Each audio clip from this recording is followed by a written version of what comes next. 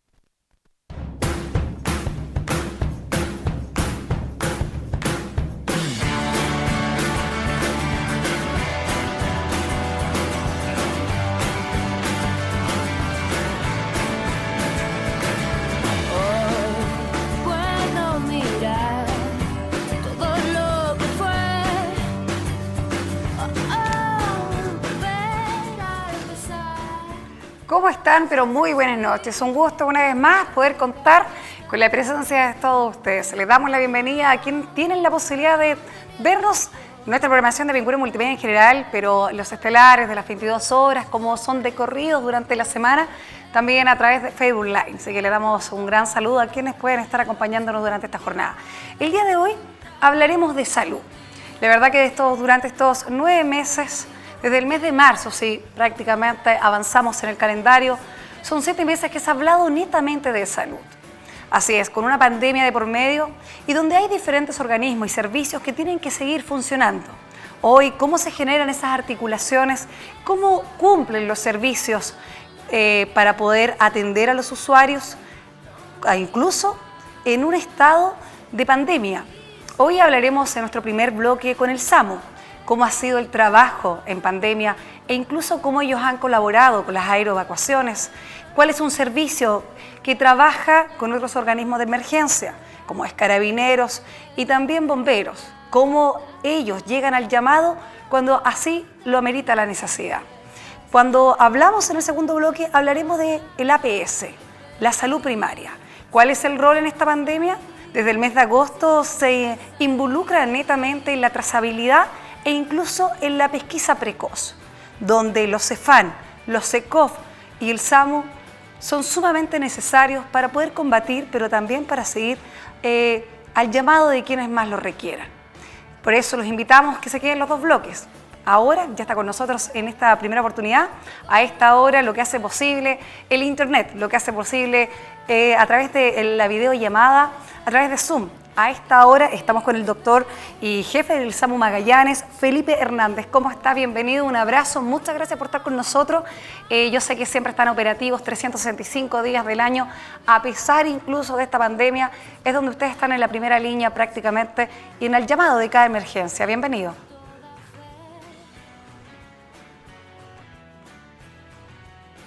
Ahí sí, perdón, ¿cómo estás? Muchas gracias. También ahí trabajando con el Zoom.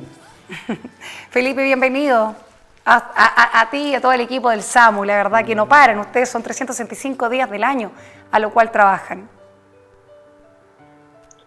Así es, nosotros como SAMU, en SAMU Magallanes corresponde lo que es la base Punta Arenas, la base de Puerto Natales y lo que es Porvenir. Por lo tanto, todo el equipo SAMU a nivel regional está a full, con harto trabajo, generando harto apoyo, en específico, como usted decía, en el tema de esta pandemia. Y claro, nosotros siempre estamos 24/7 y esto es parte de nuestro trabajo. Nosotros funcionamos así, estamos un poco más exigidos como los otros servicios, también como el servicio de urgencia, las UCI. Y nos tocó este año ser un año distinto, un año intenso, pero que a su vez también nos genera mucho aprendizaje, porque hemos aprendido nuevas cosas, hemos aprendido también a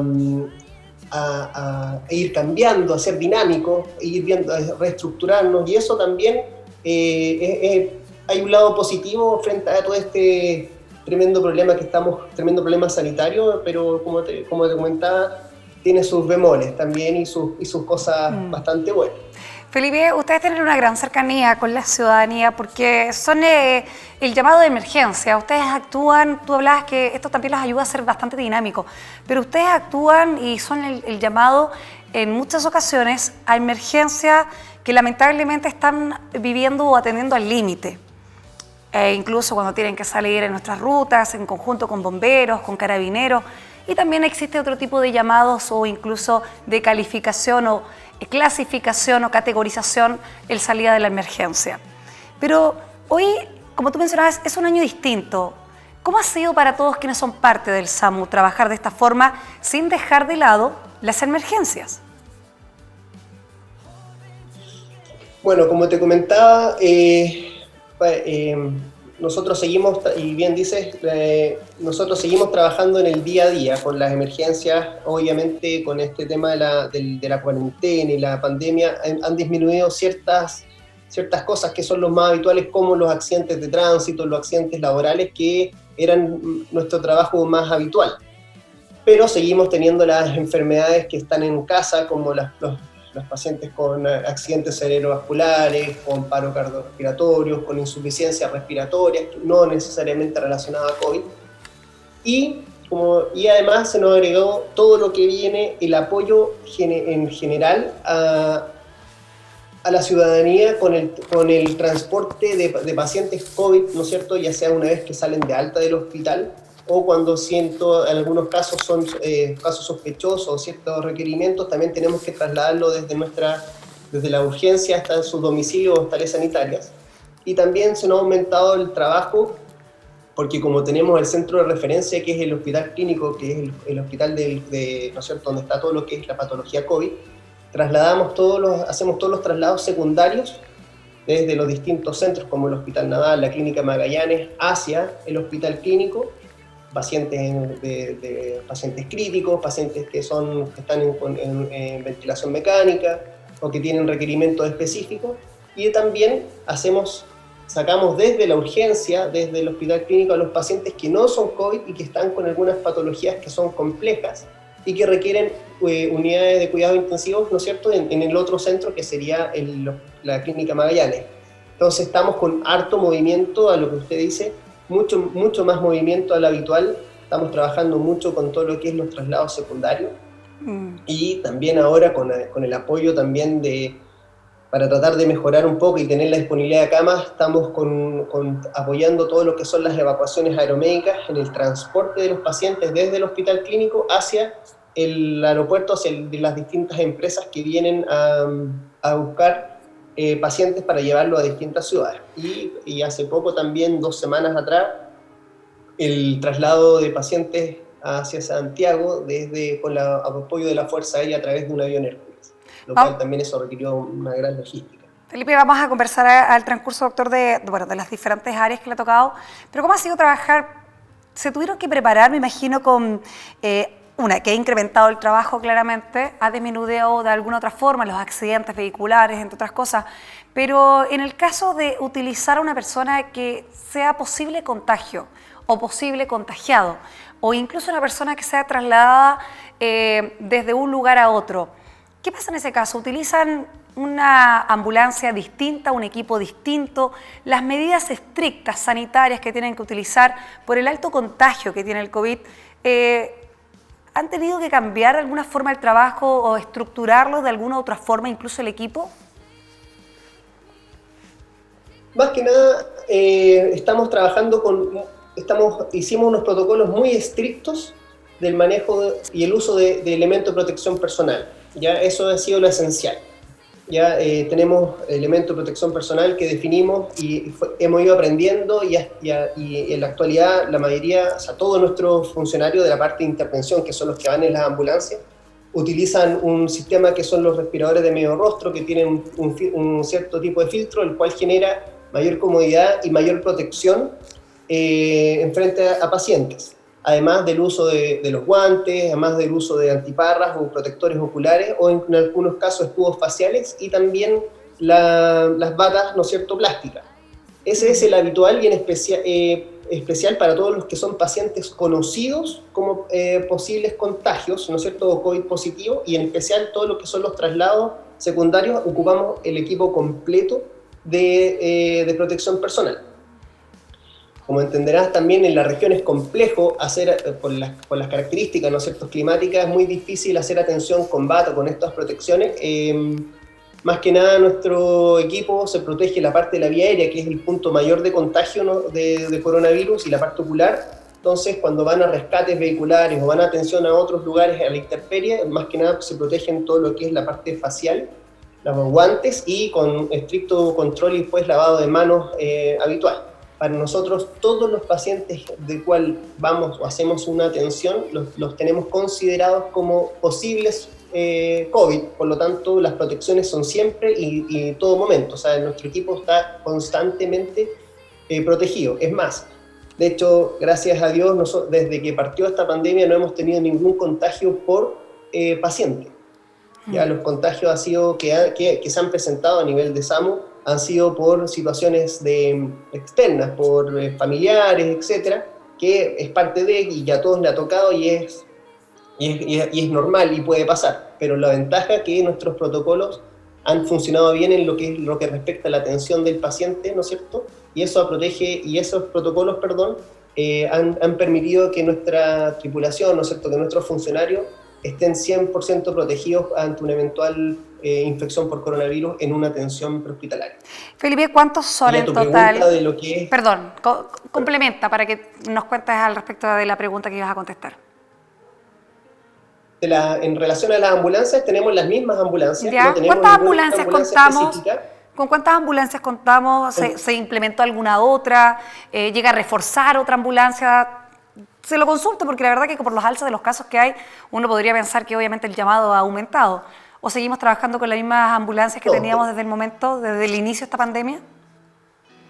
Tenemos las mismas ambulancias desde el inicio de esta pandemia. Nosotros contamos con 4 ambulancias. Son 3 ambulancias avanzadas, la que constan de un enfermero, un paramédico y un conductor, y una ambulancia básica que es de un paramédico y un conductor. Ya. Y con ellos trabajamos, y ellos han sido en verdad los grandes héroes porque están todo el día fuerte ahí, moviéndose, aguantando, los cuales hay que darle un tremendo aplauso, que en verdad son la primera línea de trabajo frente acá. Tenemos esas 4 ambulancias, las cuales por cada vez que se hace un traslado de cualquier tipo de paciente, se hace una desinfección y una limpieza de la ambulancia. Yo creo que lo más limpio que hay en Punta Arenas son nuestras ambulancias. Claro, porque puede pasar, ¿no es cierto, Felipe? Puede pasar que al trasladar a una persona por cualquier otro tipo de emergencia, no se sabe si es un posible contagiado. Puede ser un asintomático o no, o tan simple una persona que nunca se ha hecho un examen y no sabe tampoco si es o no es. Exactamente, por eso nuestra premisa es que todo paciente es positivo. Entonces nos preocupamos y cada vez que se traslada un paciente, las ambulancias son desinfectadas y limpiadas, pero con distintas técnicas que hemos ido aprendiendo y hemos ido puliendo también. Entonces eso permite que nuestras ambulancias sean más seguras. De hecho, como te decía, son lugares, yo creo que es lo más seguro que hay, porque la limpieza es tan constante y tan frecuente que es poco probable que haya un tipo de contagio, y nuestra gente ha diseñado y ha inventado formas para que sea más fácil y genere más protección hacia los pacientes. Entonces, por ese lado andábamos bien. Y también a la pregunta de lo que es como hemos tenido más llamados, tenemos la suerte de que tenemos el apoyo de distintas instituciones que el SAMU regula. En este caso, tenemos ha sido un tremendo apoyo del equipo de REMA, por ejemplo, del Hospital de las Fuerzas Armadas, que nos han apoyado un montón en traslado. En algunas instancias nos ayudan las ambulancias de las mutualidades también. ¿Qué quiere decir eso efectivamente? ¿Que hay un trabajo en conjunto? Por ejemplo, que si se necesita mayor apoyo o un traslado de ciertas características, ¿se puede contar con el servicio de las mutuales o incluso de este servicio que tú mencionas que es REMA, esta red de apoyo? Exactamente, eso está a través, de hecho, un decreto a través del diario oficial. El SAMU controla y tiene la potestad por todas las ambulancias que están en las regiones.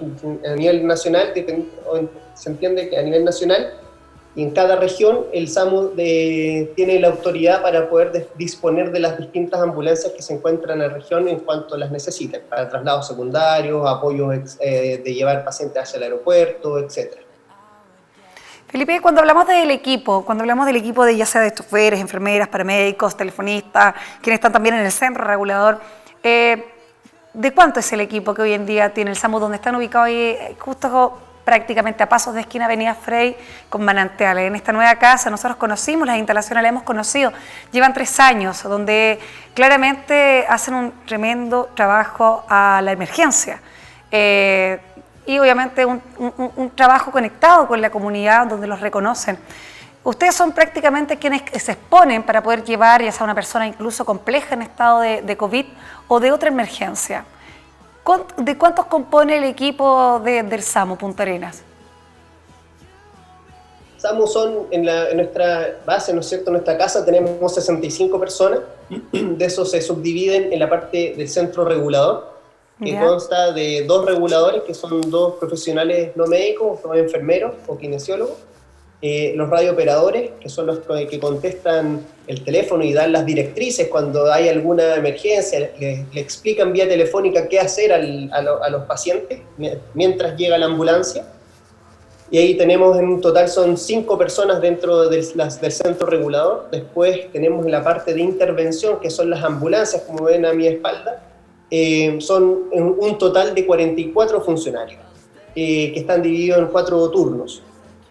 Ya que, como les comentaba, tenemos una ambulancia avanzada y una ambulancia básica, y tenemos también a nuestro personal, que es la parte administrativa, que permite que mantengamos nuestras ambulancias operativas, que tengamos los insumos, que estén las cosas donde están, etc. Entonces es un tremendo equipo que ha trabajado fuerte, no solo la parte de los que van en las ambulancias, ¿no es cierto?, el centro regulador han trabajado fuerte, sino que también todo lo que es la parte administrativa ha sido un tremendo apoyo para poder llevar esto a cabo y no estemos, por ejemplo, faltos de elementos de protección personal, que tengamos algunos dispositivos, etcétera.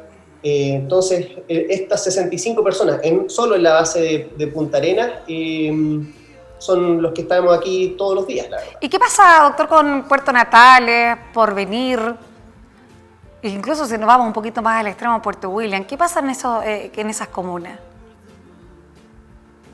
Lo mismo, allá en esas comunas solamente están las bases, solamente están los equipos interventores, solamente hay ambulancias, ¿ya? Y que son cuando son requeridos a nivel regional, se llama el 131, ese llamado entra a nuestro centro regulador que está ubicado acá en Punta Arenas, y tenemos un equipo especial que es el que coordina, dependiendo, ¿no es cierto?, si el llamado entra desde Puerto Natales, coordina y despacha la ambulancia y sabe cuántas ambulancias quedan disponibles para poder hacer el llamado o ir en el apoyo del llamado. Lo mismo en Porvenir.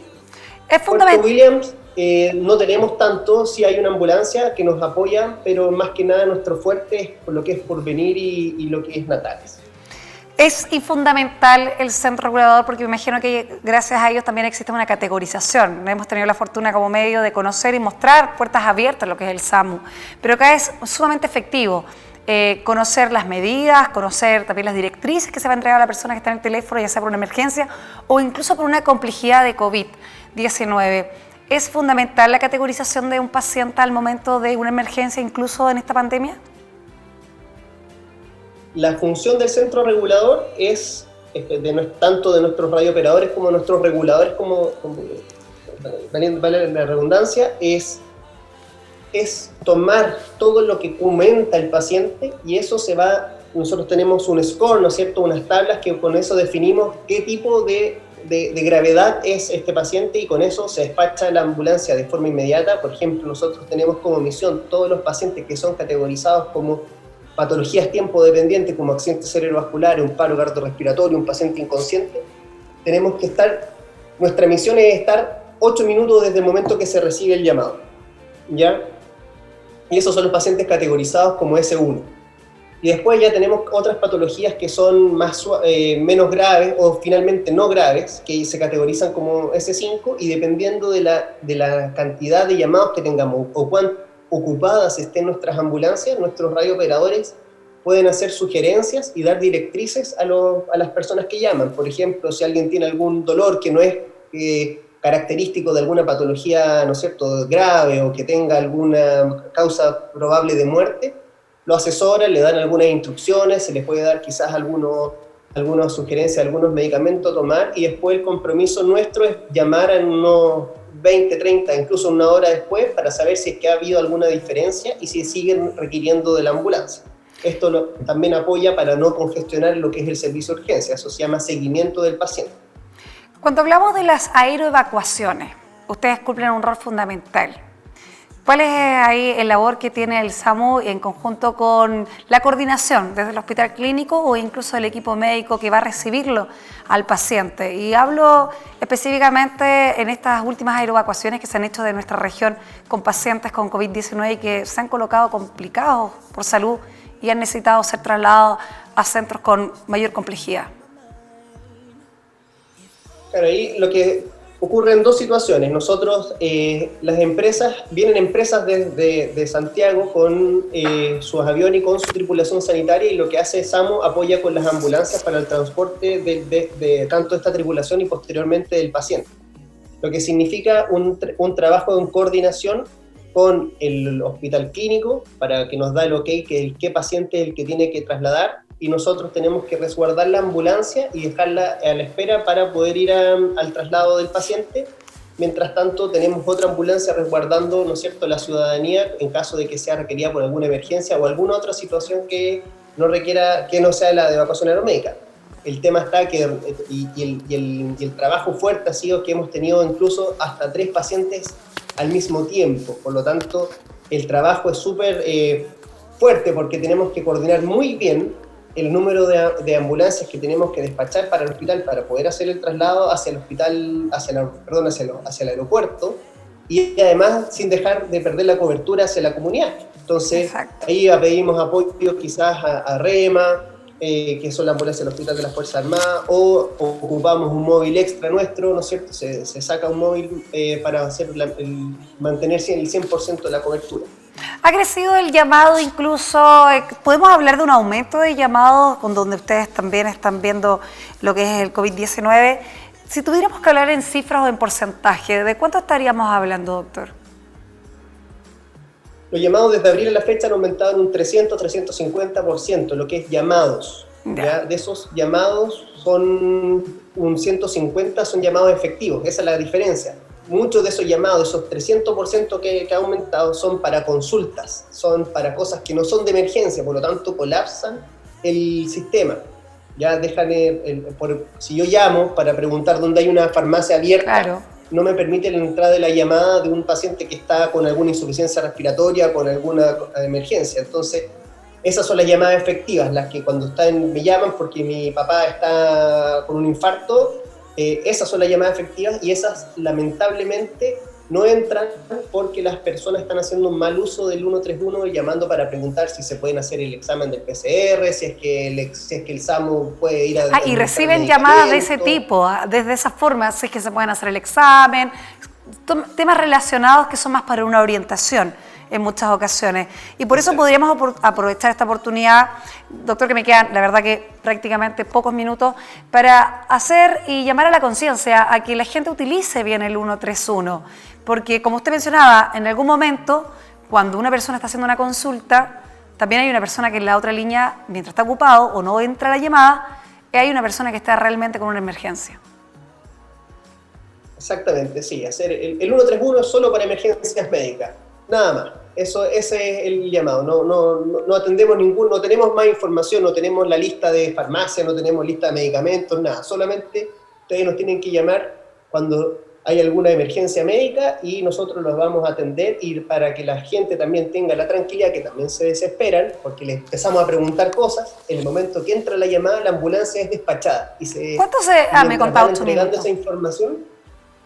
¿Perdón? Me contabas que eran 8 minutos que se demoraba en una reacción hasta llegar al lugar. Exacto. Entonces, que la gente no se desespere porque le siguen preguntando cosas. Eso no significa que la ambulancia no ha salido. La ambulancia ya salió. Claro. Es para recobrar información, y después esa otra persona le entrega la información a la ambulancia de la que se va recobrando. Entonces, mientras más información nos entreguen, es mucho mejor para poder hacer una atención en el lugar. Entonces, los pacientes se desesperan porque, ¿pero por qué me preguntas tantas cosas? Claro. Es que tenemos que hacerlo. Claro, hay un pero que no se asusten, porque no es que se está atrasando la salida de la ambulancia. No, hay un acompañamiento. Ya que recibió el llamado, ya salió al lugar.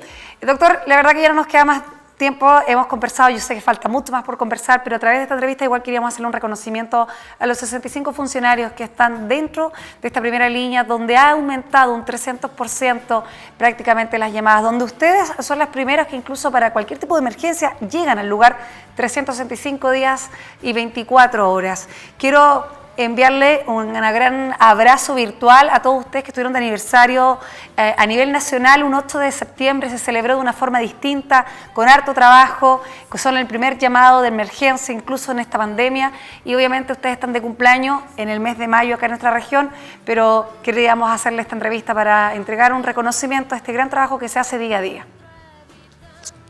Muchas gracias, muchas gracias.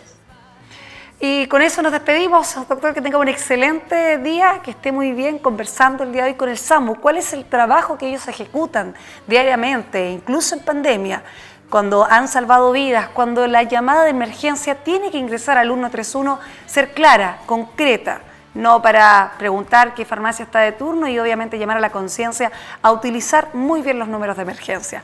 A la vuelta ya estaremos conversando con la área de salud primaria. Estaremos conversando con la doctora Contreras para hablar de cómo se coordina desde un CEFAN, desde un CECOF e incluso si usted quiere tomarse el PCR. Vamos a una breve pausa comercial y ya regresamos.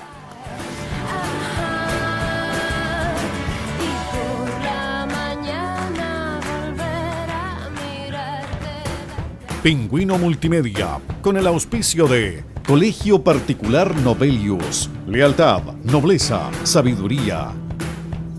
Comercial Termo Austral, fábrica de ventanas. Global Motors, concesionario oficial de Nissan en Punta Arenas. Varmont, la seguridad y entrega a tiempo de su envío es nuestro compromiso. Pingüino Multimedia, con el auspicio de Colegio Particular Nobelius, lealtad, nobleza, sabiduría. Comercial Termo Austral, fábrica de ventanas. Global Motors, concesionario oficial de Nissan en Punta Arenas. Varmont, la seguridad y entrega a tiempo de su envío es nuestro compromiso.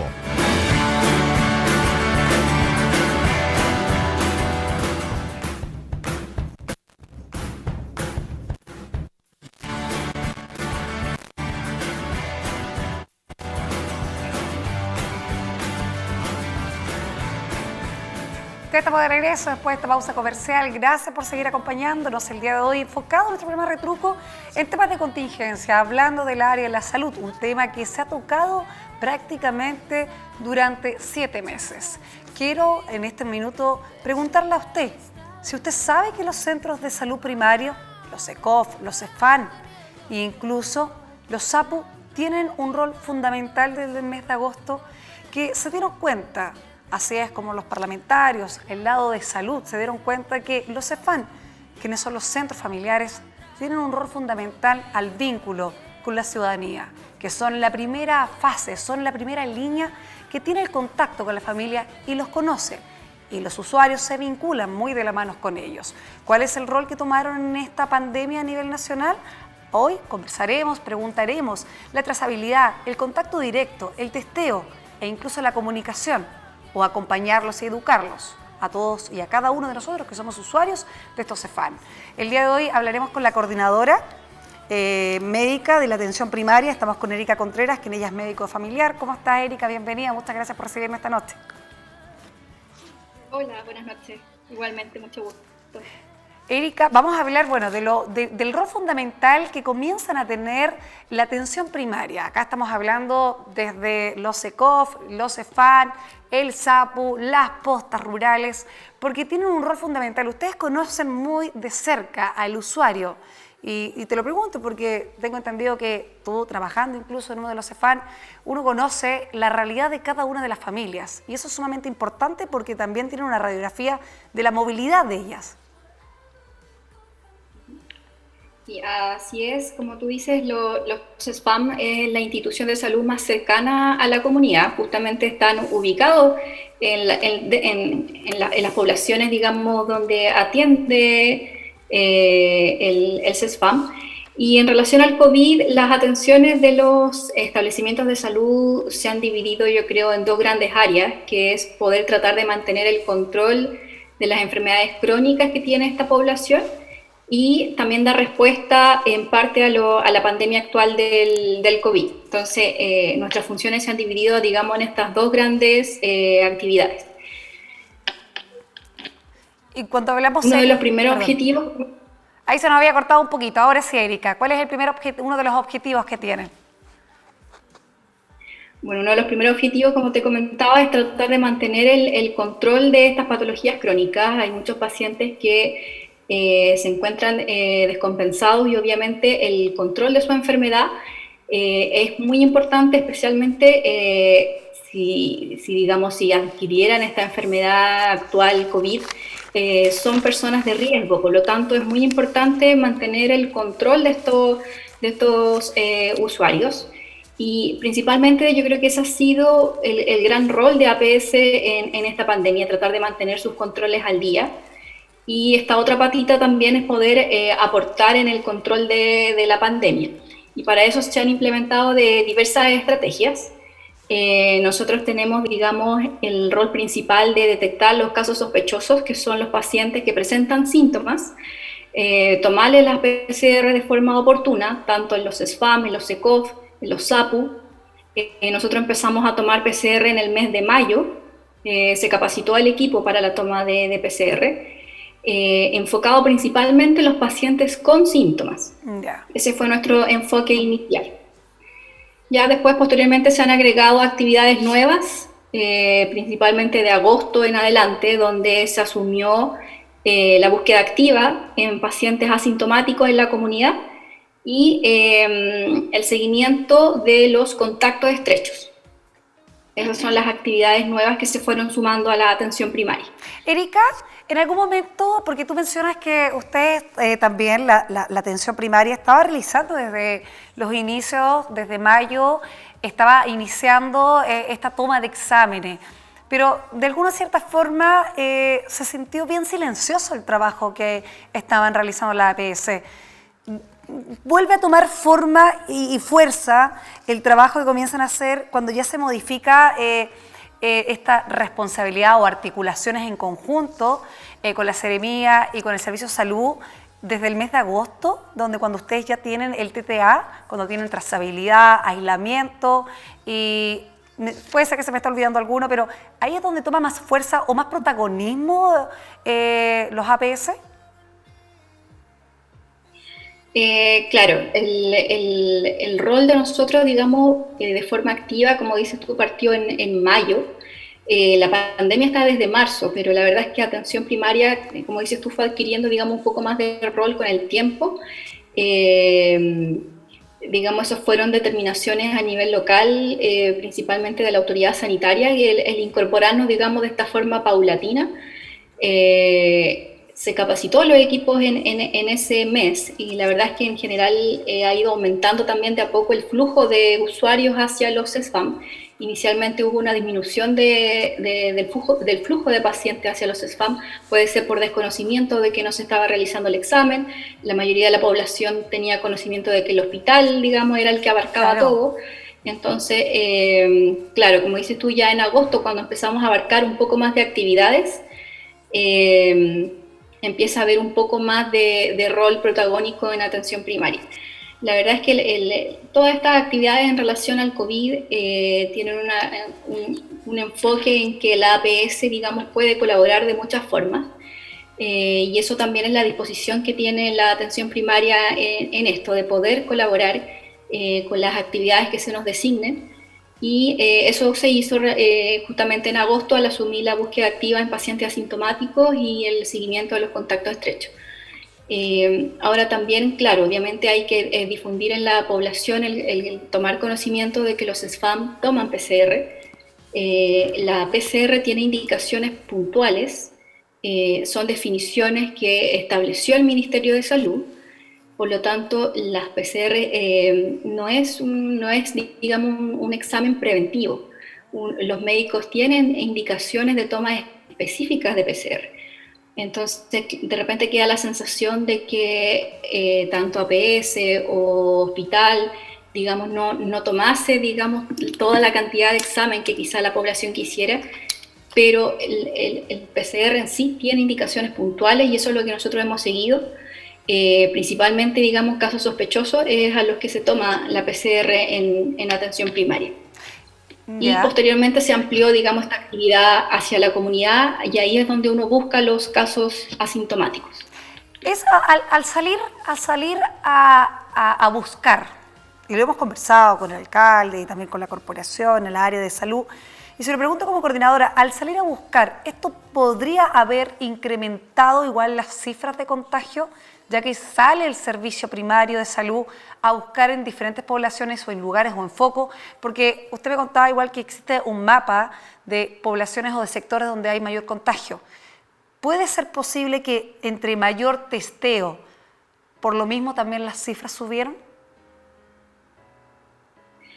Uno puede decir que aumentó el testeo en general, aumentó el testeo a la población, casos asintomáticos, aumentó el testeo hacia los contactos estrechos.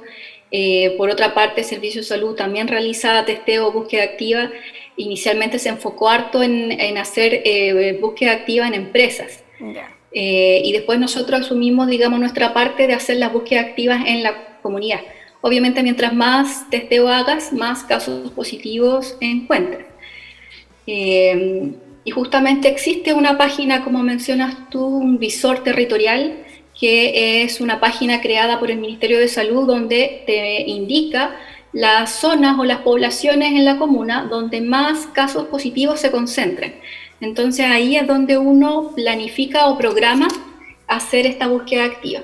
Es, digamos, un puerta a puerta, digamos, en ciertos cuadrantes de la comuna. Entonces la idea es ir haciendo un puerta a puerta justamente, tomarle la PCR a los vecinos, digamos, que estén idealmente sin síntomas, que no sean casos activos, por ejemplo, porque ya están, digamos, clasificados de alguna forma, que no sean contacto estrecho. Justamente buscar casos asintomáticos. Entonces, muchas veces no se publica como a grandes rasgos exactamente a dónde va a ir este equipo, justamente porque también uno tiene que evitar el que se aglomere la gente. No se da a conocer. ¿Y cómo se da a conocer a los... doctora, ¿cómo se da a conocer a los vecinos que van a estar en tal población o en tal sector? ¿O ustedes llegan, me imagino que hay un calendario de esta actividad, de estos días que salen a testear el puerta a puerta? Usted menciona, no es que se juntan en una junta de vecinos, sino que es el puerta a puerta y me imagino que el vecino ahí, si es que él quiere, se lo realiza o no se lo realiza. Pero ¿hay fechas estimadas? ¿Se avisa en la comunidad de alguna otra forma? ¿O solo se sorprende al vecindario o al cuadrante en terreno?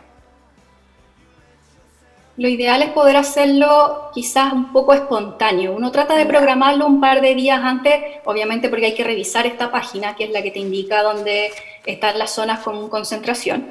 Pero si lo publicas masivamente, puede llegar gente y se puede aglomerar gente.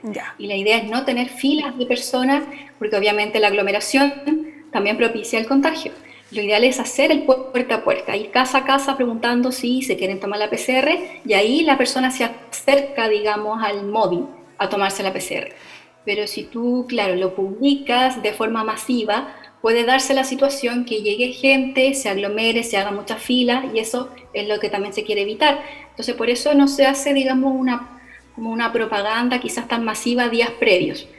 Idealmente, lo ideal es que sea una cosa espontánea para poder lograr que el equipo vaya casa a casa. Doctora, ¿y cuál ha sido la recepción de los usuarios? ¿Favorable, con temor? Esa es una pregunta y la otra pregunta es si es que esto tiene un costo cuando ustedes salen a terreno, la salud primaria, a tomar este testeo. La búsqueda activa no tiene costo también la toma de PCR en los CESFAM tampoco tiene costo. Y la recepción ha sido bastante buena porque obviamente hay mucho temor también en la población de estar contagiado, entonces facilita, digamos, el acceso, pero justamente es de acuerdo a zonas donde hay una cantidad de contagio importante, no es, digamos, en cualquier zona, y obviamente uno quisiera hacer más búsqueda activa de lo que se puede hacer, pero también los enfoques van de acuerdo a la realidad en que uno está. Cuando hay muchos casos positivos, tú ya sabes que hay mucha cantidad de población contagiada.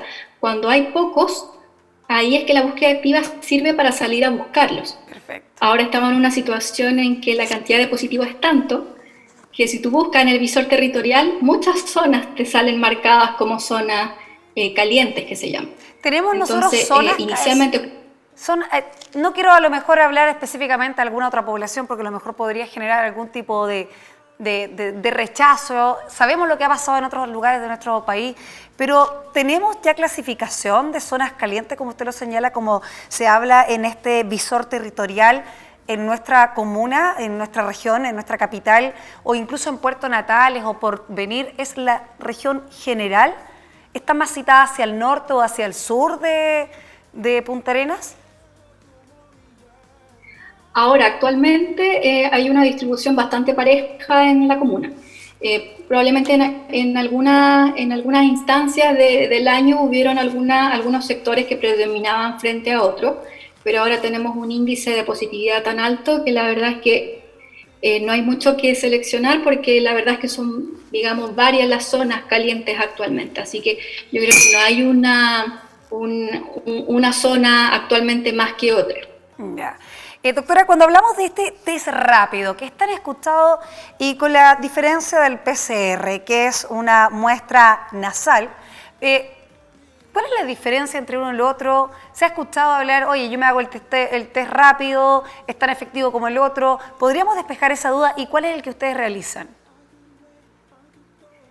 El que nosotros realizamos es la toma nasofaringea de la muestra. Es el examen oficial que está establecido por el Ministerio de Salud, tanto en APS como a nivel secundario, en salud en general. Ese es el test que se aplica. Nosotros no aplicamos test rápido para detección de COVID. El único examen validado actualmente es la PCR por el MinSal. Con ese examen uno hace diagnóstico, no con test rápido. Me refiero principalmente al examen serológico, que es un examen de sangre que se toma para medir los anticuerpos. No mide el virus en sí, mide la reacción inmunológica o las defensas, digamos, que tiene la persona frente al virus. Justamente también por eso la PCR es el examen válido actualmente. Ya. Ustedes, doctora, ustedes, Erika, lo toman, ¿no es cierto? Vamos a poner este ejemplo. Van a tal población, a tal cuadrante, el APS va al lugar, se toma el examen el usuario o el paciente. ¿Y qué pasa en ese caso? Ya, ¿quién me informa? ¿Quién me informa si es positivo o quién incluso me informa si es negativo? Porque yo voy a estar a la espera de este examen. ¿Y cuánto se demora? ¿Ahí qué rol juega lo que es los APS? Bien, mira, las funciones en la comuna están repartidas en tres grandes actores, que es Seremi, Servicio de Salud, y Atención Primaria. En el caso de la notificación del resultado, tanto positivo como negativo, es por parte de Seremi en el caso de los positivos, y en el caso de los negativos, el Servicio de Salud. Ellos comunican telefónicamente el resultado de la PCR. En caso de ser positiva, Seremi se comunica con el paciente que resultó positivo, y además realiza la investigación epidemiológica para determinar quiénes son sus contactos estrechos. Perfecto. O sea, yo no puedo esperar, doctora, que me llamen del Damianovich o del Cefán o del Bencur o el del 18 de septiembre o de los SECOF. No voy a esperar ese llamado. Van a ser de esto, ya sea de la Seremía o del Servicio de Salud, lo que usted señala. O no tengo que ir a buscar el examen, o no tengo que ir a buscar el examen a los Cefán. Claro, se definió de forma local por la autoridad sanitaria que la entrega de estos exámenes iba a ser a través de estas dos instituciones, digamos. Cuando si la persona, digamos, no ha tenido conocimiento de su examen y se acerca a algún CESFAM a preguntar, en caso de ser negativo, los CESFAM están autorizados para entregar el resultado. Ya. Pero oficialmente igual van a recibir posteriormente la llamada, digamos, oficial, ya sea de Seremi o de servicio. Doctora, ¿estamos preparados en los APS, en los salud de atención primaria, para este TTA, que es testeo, trazabilidad y aislamiento? Se lo pregunto porque sabemos que incluso en algunos CEFAM la demanda de los usuarios es muy amplia. Hoy, ¿cómo reforzar esto? Yo sé que los CEFAM tienen un gran reconocimiento y los ECOFI y el SAPU a través de los usuarios, pero me imagino que también es un trabajo de una línea muy de la mano con lo que son los controles sanos de los niños, del adulto mayor, la alimentación, la farmacia y entre otras patologías que tienen que atender diariamente. Yo creo que ha sido un desafío para la atención primaria, no solamente acá en la región, sino que a nivel nacional, porque la salud en sí estaba destinado, digamos, tenía sus funciones designadas, y el que llegue una pandemia de una enfermedad, digamos, que no se conocía, ha sido un desafío para cualquier institución, no solamente APS. APS ha tratado de mantener, digamos, dentro de lo que se puede, el control de los pacientes crónicos, porque si bien uno tiene que lograr abarcar el COVID, tampoco puedes dejar de lado las funciones o las actividades que realizabas antes. Entonces, claro, ha sido un desafío también, porque no siempre se cuenta con el recurso humano para de repente abarcar o iniciar con una cantidad de actividades que no tenías antes. Entonces, eso ha implicado, obviamente, reordenar un montón de funciones que tenían los funcionarios de salud. Ahora también se trabaja de una forma presencial, también tenemos trabajo vía remoto. Eso significó modificar, transformar las atenciones para poder hacerlas vía remota, o sea, vía telefónica. Ha habido también mucho flujo de personal como ustedes saben, actualmente están trabajando también las residencias sanitarias. Seremi también ha contratado harto personal de salud para poder hacer la trazabilidad. Entonces, la región también tiene digamos, como un stock de recursos humanos limitado. Incluso hemos tenido que traer funcionarios de salud de Santiago para poder trabajar en el TTA. Entonces hay un tema de recursos humanos y de restribución de funciones que ha sido un desafío, digamos, para el sector salud en general. Y no solamente acá, como decía, es algo nuevo. Entonces, para todas las comunas ha sido un desafío. Nadie tiene, digamos, la última palabra, nadie tiene la fórmula secreta para poder responder a la pandemia. Yo creo que todos hemos tratado de hacer dentro de lo que podemos, lo mejor que se puede, y se está tratando de cambiar o de modificar, optimizar la estrategia que se ha tenido, porque obviamente hay que seguir dando respuesta, y si algo no ha funcionado, también hay que darle una vuelta y ver qué podemos seguir haciendo por la comuna. Doctora, Así que ha sido un gran desafío. Esto quiere decir que hoy en día en la salud primaria se van a inyectar, ya sea para esta área, porque hay que continuar con los diferentes programas, las atenciones y todo lo que conlleva la salud primaria, que es desde el embarazo hasta un adulto mayor. ¿Quiere decir que para esta línea de pandemia van a inyectarse mayores recursos en la atención primaria? Se han inyectado también recursos ya desde el inicio de la pandemia. A los CESFAM llegaron equipos COVID, equipos multidisciplinarios de COVID que se repartieron en los distintos CESFAM, y también después en agosto también se inyectó también recursos para poder contratar personal, que de hecho se ha ido aumentando. Partimos con 12 funcionarios para el TTA, actualmente son 19 más 2 asesores. Entonces estamos viendo constantemente el ampliar el recurso, porque como tú dices, si aumentamos las actividades que hay que hacer, eso tiene que ir un poco a la par también con el recurso humano. El tema es que a nivel de comuna el recurso humano es limitado y hay que compartirlo, digamos, también con con servicio, con Seremi, con hospital, con residencia. Entonces también cuesta encontrar recurso humano disponible, pero sí, se ha contratado harta gente, bastante gente se ha capacitado para la toma de PCR, para poder hacer los seguimientos, para hacer la búsqueda activa. Doctora, yo sé que le debe venir un gran desafío, porque no solamente estamos hablando de este TTA, que es la trazabilidad, el aislamiento y el seguimiento, sino que también tengo entendido que se viene de la mano la promoción, el cuidado, lo preventivo, y se suma la rehabilitación incluso de los pacientes con COVID, donde hablamos, ustedes como centros familiares, puede haber desde un adulto mayor o una persona más joven, hasta incluso un niño. O sea, hay hartos desafíos en el camino. Yo quiero también agradecerle este contacto y me gustaría que usted, como coordinadora y que conoce a los pacientes, conoce a los usuarios y al tremendo equipo humano que hay trabajando y profesional, nos dé un mensaje para ver si nos podemos cuidar y también despejar las dudas que los centros siguen atendiendo, los CEFAM siguen atendiendo con los llamados telefónicos, con la telemedicina o incluso con la prevención, no solo del COVID, sino que de las otras patologías, entregando toda la ayuda que tiene que hacer. Así que le dejo un minuto para que entregue un mensaje y a ver si nos portamos un poco mejor acá en la región. Justamente con lo que mencionabas en relación a la promoción, los CEFAM han adquirido una modalidad de poder difundir las actividades que están realizando y también para los cuidados que tiene que tener la población a través de los Facebook que tienen cada CEFAM. También por ahí lo ideal es que las personas que tienen acceso, digamos, a los medios, se comuniquen con sus CEFAM a través de los medios de comunicación, Facebook.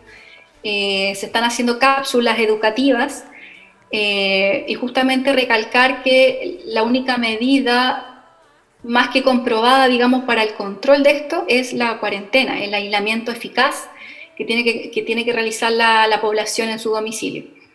Entonces, y medidas básicas, el uso de la mascarilla, el lavado de manos. El contagio no es solamente por gotitas, vía aérea. Mucha gente piensa que con usar la mascarilla está libre, pero también uno toca todo, compra cosas, entonces no es solo el cuidado, la higiene respiratoria, también es el lavado de manos, el aseo de lo que uno compra. Son una serie de medidas muy básicas que de repente uno en la rutina olvida, y justamente eso es lo que genera que haya mucho contagio intrafamiliar, porque se cuidan de la casa para afuera, digamos, pero dentro de tu casa, si alguien se descuidó un poco, contagias al núcleo familiar, y eso es lo que también ha aumentado mucho el índice de positividad que tenemos ahora, que ya no son casos puntuales en ciertas zonas o que llegan de fuera de la región, sino que son grupos familiares de 5 o 10 personas que se contagian en casi al mismo tiempo, porque no se tiene el cuidado dentro del domicilio. Quiero agradecerle. No es solamente el cuidado fuera, sino que también dentro de la casa. Un muy buen consejo, doctora, y quiero agradecerle porque por primera vez conversamos a través de este medio. Como coordinadora seguramente la vamos a estar requiriendo en otras oportunidades. Un fuerte abrazo y bueno, hay mucha fuerza porque hay harto trabajo que hacer todavía en todo lo que es la atención primaria en los APS. Así que un fuerte abrazo, Erika, muchas gracias por estar con nosotros esta noche. Chao, chao. Gracias, buenas noches. Chao, chao. Conversando el día de hoy con dos entes sumamente importantes y relevantes dentro de la salud. El SAMU y en conjunto con la salud primaria, con Erika Contreras, médico familiar y coordinadora de Médica Atención, y también con Felipe Hernández, jefe del SAMU Magallanes. Espero que haya sido muy agradable para usted esta compañía y nosotros volvemos un próximo martes, una vez más con Retruco en Contingencia. Ya regresamos.